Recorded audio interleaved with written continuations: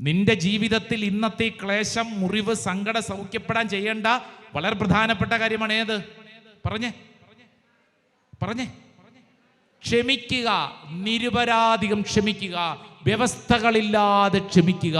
ഹല്ലേലൂയാ. പ്രഭാഷകന്റെ പുസ്തകം 28-ാം അധ്യായം 2-3 തിരുവചനം വായിച്ചാലോ? 28-ാം അധ്യായത്തിന്റെ ഹെഡിങ് തന്നെ നോക്കിയേ, തെറ്റുകൾ ക്ഷമിക്കുക എന്നുള്ളതാണ്. അതിന് 2-ാം തിരുവചനം 2-3 വായിക്കാം. അയൽക്കാരന്റെ തിന്മകൾ ക്ഷമിച്ചാൽ നീ പ്രാർത്ഥിക്കുമ്പോൾ നിന്റെ പാപങ്ങളും ക്ഷമിക്കപ്പെടും. കണ്ടോ, വചനം പഠിപ്പിക്കുകയാണ്. അയൽക്കാരന്റെ തിന്മകൾ ക്ഷമിച്ചാൽ നീ പ്രാർത്ഥിക്കുമ്പോൾ നിന്റെ പാപങ്ങളും ക്ഷമിക്കപ്പെടും. 3-ാം വചനം ഇങ്ങനെയാണ്: അയൽക്കാരനോട് പകവച്ച് പുലർത്തുന്നവന് കർത്താവിൽ നിന്ന് കരുണ പ്രതീക്ഷിക്കാമോ? ഹല്ലേലൂയാ, ഹല്ലേലൂയാ. ശ്രദ്ധിച്ചേ, ക്ഷമിക്കണം. പറഞ്ഞേ, ആരോട്?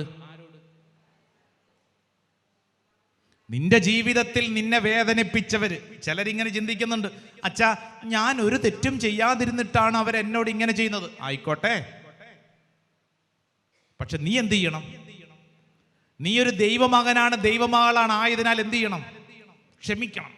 ഹല്ലേലൂയാ, ഹല്ലേലൂയാ.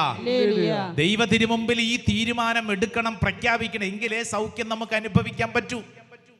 ആന്തരിക സൗഖ്യം അനുഭവിക്കണമെങ്കിൽ ഒരു വ്യക്തി എടുക്കേണ്ട ഏറ്റവും പ്രധാനപ്പെട്ട നിലപാടാണ് പ്രഭാഷകന്റെ പുസ്തകത്തിൽ പഠിപ്പിക്കുന്നത്.